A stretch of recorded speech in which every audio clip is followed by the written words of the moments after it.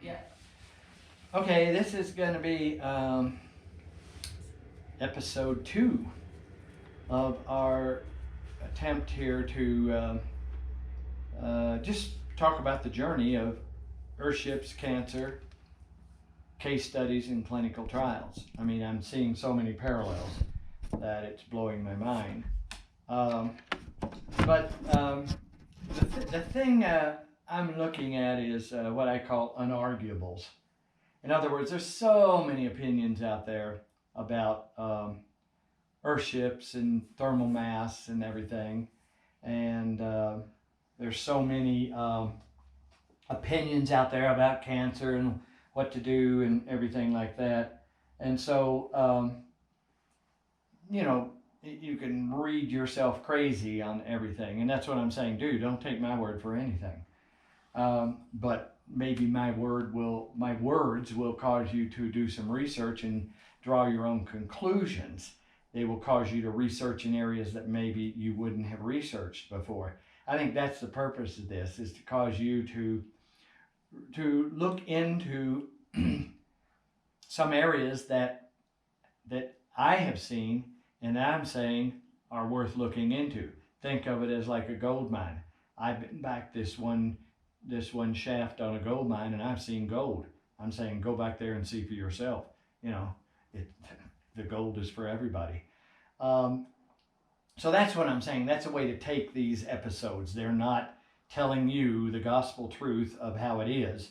They're telling you that I have seen enough to be impressed, and I'm saying maybe other people should look at this to draw their own conclusions. But see, when you draw your own conclusions, there are things that are unarguable, and those are the things that I tend to follow. Having been on this earth almost 75 years now, I'm saying there are things that I don't argue with, and the reason I don't argue with them is because they're unarguable. Sure, all politics, all economics, all religion, all of these things are arguable. All television commercials, all ads, all promotions, all ideas, all doctrines, they're all arguable. They're all vulnerable to the human condition, which is itself very, very not perfect. So I'm saying, I'm trying to qualify what I'm saying so that you don't think that I'm professing that I know anything at all. So that being said, let's go on here. Everybody, I bet, I haven't heard it recently for some reason. Maybe they went out of business. But lots of people have heard the commercial about Sara Lee pastries and cakes. They had a good one. Nobody doesn't like Sara Lee. That was their slogan. And it was true. That stuff tastes really good. Lots of it. Almost all of their Sara Lee stuff tastes really good. For some reason, I haven't heard it advertised recently. Maybe they went out of business or got busted for having too much sugar or something. But nobody doesn't like Sara Lee. Well, that's great. Nobody can argue. You know, I'm looking at that as just an example. Like, I have been looking around, for 50 years on thermal mass and stuff, and for just 5 months or so on this whole foods plant-based diet that can change lives. And I'm seeing that there are opinions out there. There are opinions on this diet and that diet and everything, but there's nobody out there. There are opinions on whether chemo's good for you or bad for you. Well, most people say they wouldn't do it again. Well, there's even a doctor out there that says, he's an oncologist. He got cancer. He said, I'm not doing any of that stuff that I've been prescribing to patients for years. I'm not doing it. I'm going to take my chances. That's how bad this shit is. And that's, there's not a 100% agreement on that because a lot of people are still buying into it. They cut out your this and your that, put you on chemo, put you on radiation, and give you pills that cost $11,000 a bottle for a month's supply. I mean, there's so much insurance and money and craziness and professional economy, whatever. And the same is true with thermal mass and energy and heating and so on. So I'm like, I am really getting blown away and at the same time inspired. And so, I'm looking at the things that nobody argues with. For instance, nobody argues with kale. There's nobody out there on all their little platforms and diets and treatments and super cures and everything. Nobody says kale is bad for you. Yet a lot of people say it is really good for you in terms of cancer, but in terms of diet in general. But, they say you put eyedropper of kale juice on cancer, it shrivels and is not happy. Or you put an eyedropper of milk on cancer and it starts doing push-ups. I mean, these things are out there. Test it. Go out there and search it out yourself. Nobody doesn't like Sara Lee. Nobody badmouths kale. They badmouth chemo. Lots of people. They badmouth radiation. Lots of people. They badmouth meat. They badmouth milk. They badmouth all dairy.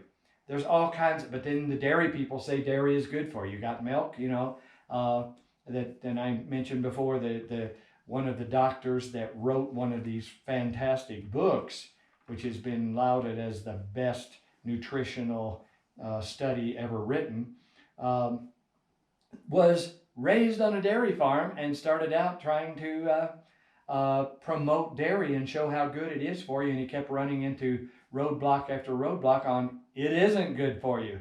You can't say nobody doesn't like milk because a lot of people don't like dairy. A lot of people see dairy as poison. And so it's not that way with kale. It's not that way with parsley. It's not that way with flaxseed. It's not that way with garlic.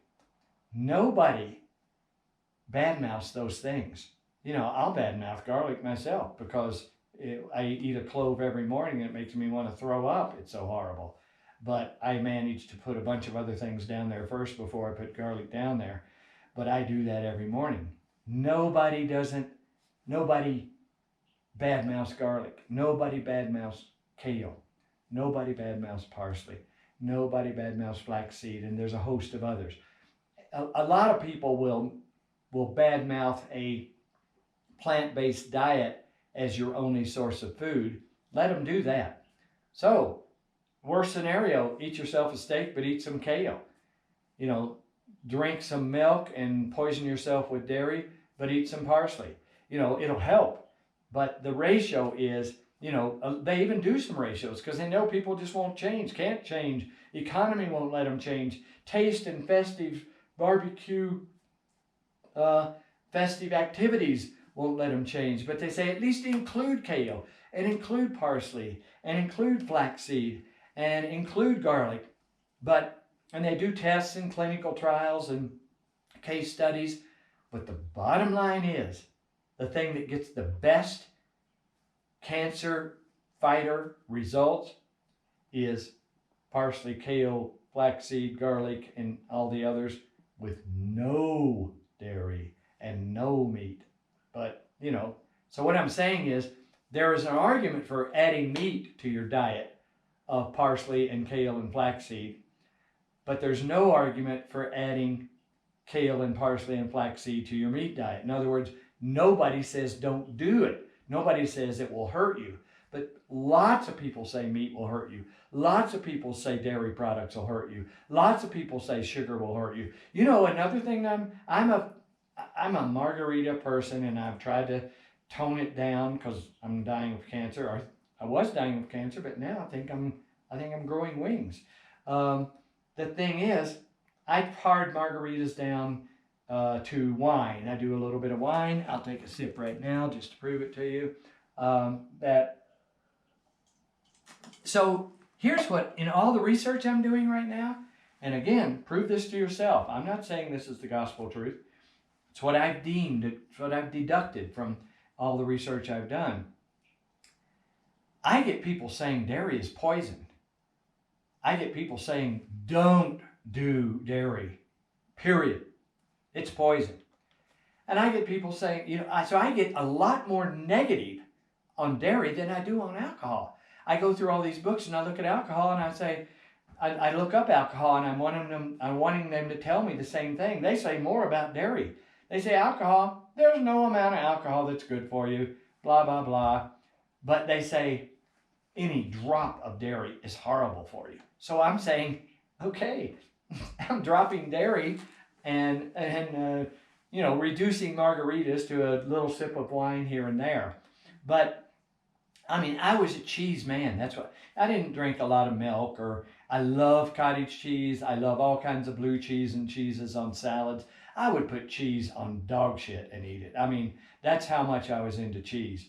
Cheese enchiladas, cheese chili rellenos, cheese burgers, melted cheese on anything, cheese quesadilla, shrimp quesadilla, which is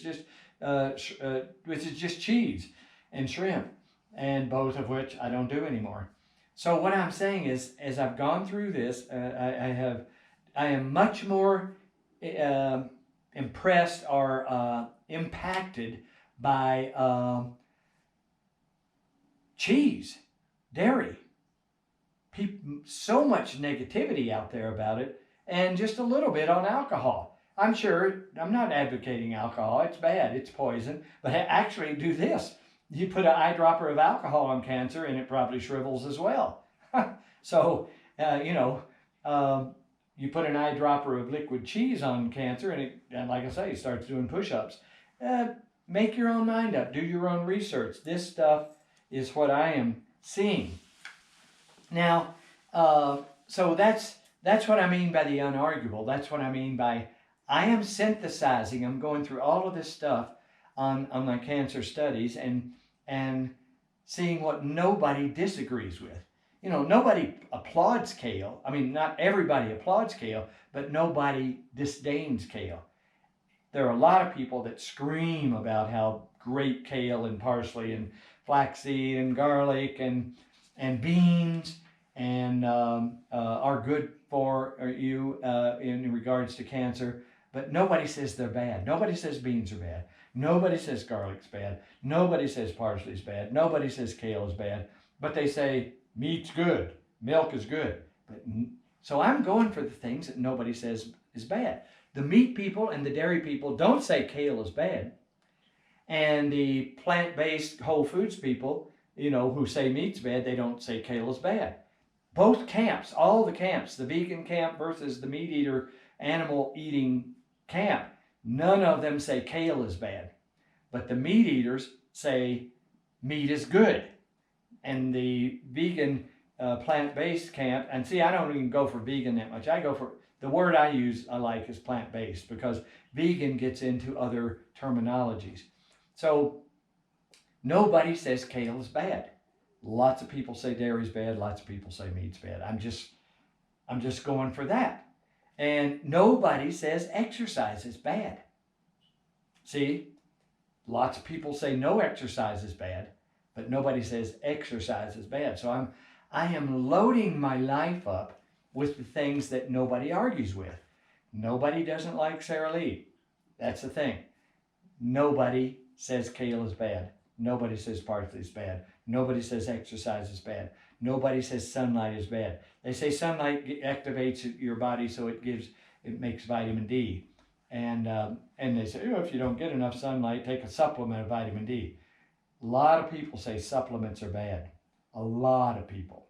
You can't do that. You can't introduce a man-made supplement to your body's chemistry and expect it just to be like the vitamin D you get from the sun. That doesn't work. Nobody says the sun is bad. See, again, a lot of people say vitamin D supplements are bad, but nobody says sun is bad. Of course, stay out of the sun if you got fair skin and you're going to get a melanoma, blah, blah, blah. That's all true. Too much sun, yeah. 15 or 20 minutes of sun a day, look at it, make your own decision. Don't trust me. Don't trust me on anything. But look at it. Sun, exercise, kale, parsley, flaxseed, garlic, and on and on and on. I have a whole list. I look at it every morning. I have a whole list, the top 3, the second 3, the third 3, and you get into beans, and you get into lemon, the whole lemon, the rind and everything. So you get into, my second 3 are beans, lemon, and I forget now, I don't have my list in front of me, but they are garlic, beans, and lemon. That my top 3 are kale, parsley, and flaxseed. My second 3 are lemon, beans, and garlic. And those 6 things, nobody says they're bad ever anywhere in the vegan camp or the plant-based camp or the meat-eating camp. Nobody says those are bad. So it's like, that's the place to hang your hat. The things that nobody argues with. Now, going on back to Earthships here, and it's going to be so parallel that they're one and the same.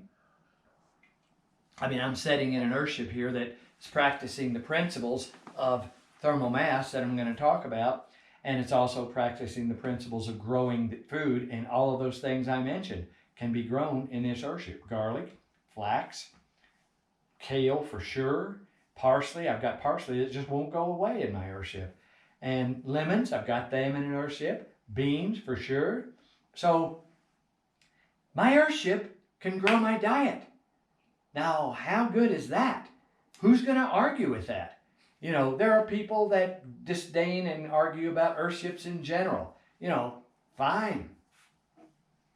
I'm not going to argue with those people. I'm not going to try to convince them. I'm not going to try to convince everybody. I am simply sharing what has blown my mind, and some people will look at it and go, well, let me check that out. This guy could be full of shit. Well, check me out, because I could be full of shit. But check me out and see if you can find. I challenge everybody listening to this. Find somebody out there in the whole cyberspace world, internet, communications network that says kale is bad for you. Find them. You can't. And so nobody argues with thermal mass. They just don't understand it. They don't say thermal mass is not good. They just say, it's too much trouble to get thermal mass in a house. So just build a nice house and nuclear power because nuclear is efficient. Fine, do it. Suit yourself. But I've talked about that. I've talked about the countries that use it, and the countries that use their natural gas and halfway order people to make uninsulated housing so that they can use this energy because it's free, because it's efficient. But here's the other thing to get you an understanding of thermal mass. The whole green, everybody, they've all said this was bullshit, but they're pretty much nobody's arguing with this these days. I've watched another thing like that. People argued and disdained and poo-pooed global warming, but I don't think there's anybody out there that's an idiot enough to poo-poo it today. It's happening. And the global warming thing is very simple. It's thermal mass, all presented by the globe itself. The oceans are warming. Why are the oceans warming? Because we're putting out smog from cars and energy and coal-fired power plants, and surrounding our planet with an envelope of smoke or layered blockage of solar. It doesn't block the solar gain, but it blocks the gases that come up off the Earth that escape. They hit this cloud of smog, and they can't get through it, and not as well. So we're surrounding the world with greenhouse gases that create what they call the greenhouse effect. In other words, if you have an open porch and the sun shines in, it gets you a little heat while you're sitting out there at noon, but at night it's frigid, it's frozen, it's 30 below zero Fahrenheit. Well, you put some plastic or glass on that porch and you trap it. That's the greenhouse effect. So the plastic or glass that you put on your porch is equivalent to the gases that we have made from coal-fired power plants and automobile gas, off gas and everything, the exhaust. And so we bring the sun into the Earth, but we don't let it escape. It's the greenhouse effect. It is warming the earth.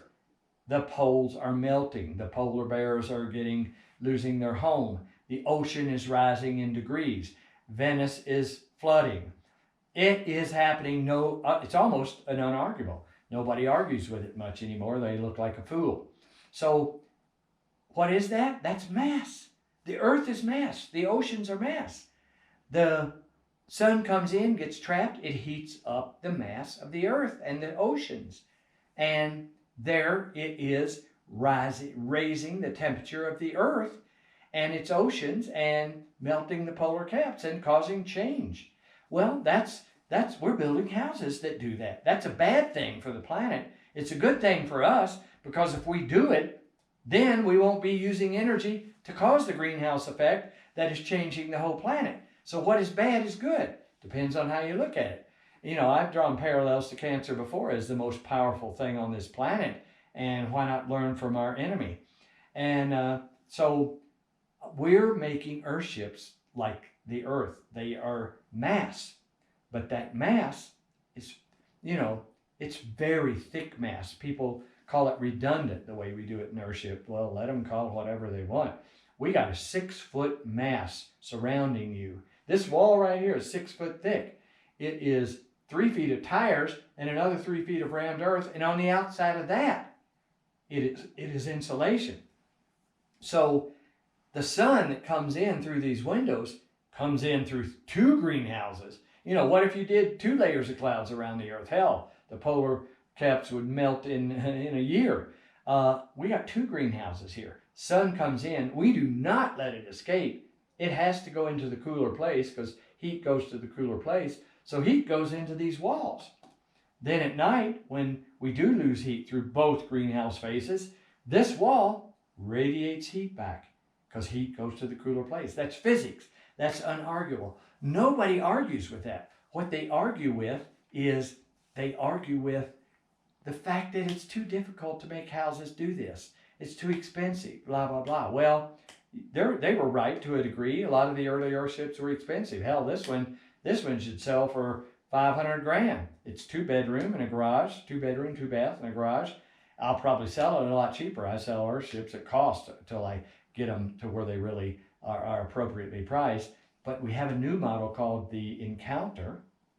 What a good word. We have a new model called the Encounter, and it is $300,000, around $300,000. We just sold one for $265,000, and we sold another one for $300,000. We're not making a fortune on them, but they're getting down there where there's a certain price that people can afford. It's trying to make them available. And so my point being, it is not too expensive to go this route. Yeah, you can get a frame house for $200,000. You can get a frame house, a 2-bedroom, 1,000 square foot cracker box for $150,000 probably somewhere, and it's going to fall apart in the first year, and it's going to take you $20,000 a year to provide utilities for it. Do the math. Look at, think the way the Native Americans talk is think in terms of 7 years. First of all, your $150,000 cracker box frame house is not going to last 7 years. Your Earthship is just going to get broken in 7 years. And so look at it all. Don't take the cheapest option out there. But my point is, we're getting Earthships down to the point where they are relating to, in competition with the cheapest option of cracker box crap that's out there. And so my point there is, nobody argues with thermal mass. They will just say it's too expensive, too difficult, whatever. But nobody argues with that concept. They can't. Heat up, I say this in Earthship Volume 1. Take a tin pan and an iron skillet. Heat them both up on the stove beside each other. Turn the stove off. 2 minutes later, you'll be able to touch the tin pan. 15 minutes later, you'll still burn your hand on the iron skillet, because it's thick, it's dense mass, it holds heat. Yeah, it's going to lose its heat, but it holds it for a while. That's what thermal mass is. That's what the concept of physics of thermal mass is. Nobody doesn't like Sara Lee. Nobody argues with thermal mass. That's the point. Nobody argues with thermal mass. That's why I've spent 50 years playing with it. Nobody argues with kale. That's why I'll spend the rest of my life playing with it. So that's the secret. The secret is to look at the unarguables and follow them. And so now here's how I look at the unarguables. And you carry the unarguables on into your life. And I'm doing that. And so what I'm saying here is, here's another little funny example. This works for me. Why am I talking to you about it? I shouldn't care. I mean, I'm not a good Samaritan. I'm not Jesus Christ. I'm not wanting you, I'm not doing this out of love. I don't even know what love is. I'm doing this because of this little principle here. There's 7 billion people plus on the earth. I make a little analogy to cool my jets and make me understand what I'm bullshitting about. And so what I'm saying is, I'm riding on a school bus with 70 people. 70 people, 7 billion people on the earth, 70 people on my school bus. 70 people are on my school bus. Now, I've been playing with the unarguables here for decades, and now I'm playing with the cancer unarguables, and I'm getting to the point where my mind is just getting blown. And it already has been, but I've got to talk about it. So I'm on my school bus with 70 people. Now, because I've spent 50 years studying thermal mass, and now I'm starting to spend all this time studying cancer and all the unarguables related to it, I know some things. So I'm on the school bus, and I know some things on the school bus. The people on the school bus just got on. They were oblivious. But I got on because I knew how to be prepared from my decades of preparation and experience and studying. So I got on the school bus, and I've got myself a fantastic avocado, tomato, vegan mayonnaise, whole bread sandwich with homegrown kale lettuce on it. It's really good. And I've got me some fake cheese on it made from non-dairy products. This thing is just dripping and wet, and oh my God, it tastes good. Now I've got that with me, and the school bus is on a 2-day trip, and all these people don't have anything, and I'm with them. So I've got it together. I've got it. And these 70 people don't. The 69 other people don't. So I'm going to pull out my sandwich and start eating it in front of them, and they're starving? I don't think so. I've learned the hard way. You don't do that. They come and they get it from you. They take it from you. They'll kill you. They'll actually kill you for your sandwich. Well, they did. That's what the whole Twin Towers thing was all about. The have-nots came and destroyed the Twin Towers because they represented the haves. And so you cannot do that. It is not good logic. I'm not looking at my love for all these 70, 69 other people. I'm looking at my own ass here. How am I going to make it so I can enjoy my sandwich on this ride and not be attacked by these other people? There's the logic. It's not goody two-shoes, Jesus Christ, love your neighbor and share and all that crap. It's not that. It is logic.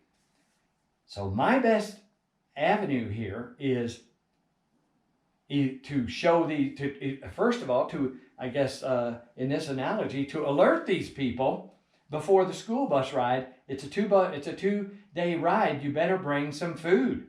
Bring whatever kind of food you want. I don't care if you're vegan or have a bacon, lettuce, and tomato or whatever.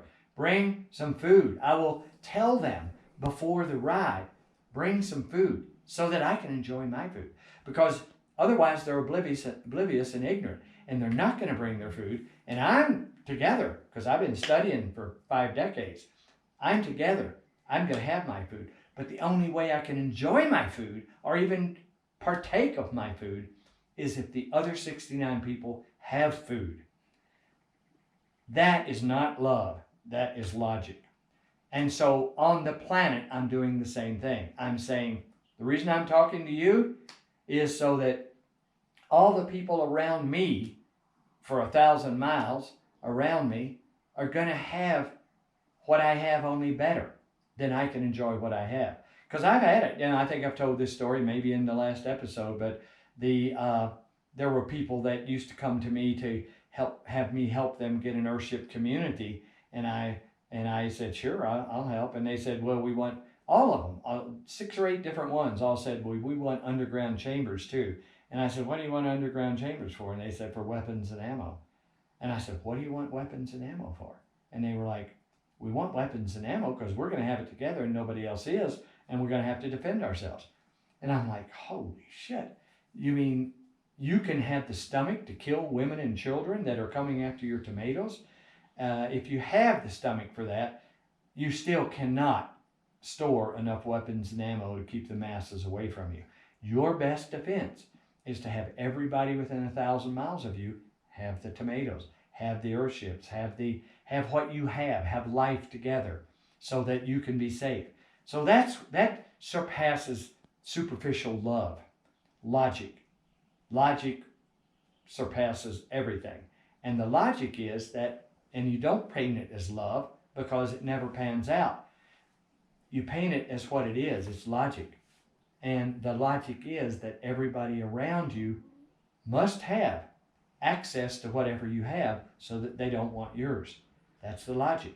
And so that means I'm sharing. And if you got, I want to tell all those people on that bus, bring food. Be prepared. Bring food on this trip of life that we're on. And then we'll get into what kind of food. I mean, if they're going to have a steak, fine, let them have it. I'll talk to them about that later. But right now, I want them to have food so that they don't bother me. Then the next discussion would be, now if this is a 20-year trip or a lifetime trip rather than a 2-day trip, I'm going to tell them, make that food plant-based, because I don't want you dying on the bus with me, so I have to then deal with your death on the bus. Make it work for you. Make it be something that'll keep you alive, so I don't have to deal with keeping you alive. This is all logic. This is all, why do I want other people to have plant-based diets, and why do I want them to live in Earthships? Because I want them to be alive, not because I love them, because I want them to not interfere with my livelihood. You know, how selfish is that? But it's the truth. You get all these people saying, you know, I'm doing this out of love for humanity. Bullshit. You're not doing it out of love for humanity. Nobody is that way. Jesus Christ probably wasn't even that way. Nobody's that way. I'm talking about people having it together so that the world is a better place for me. That's exactly it.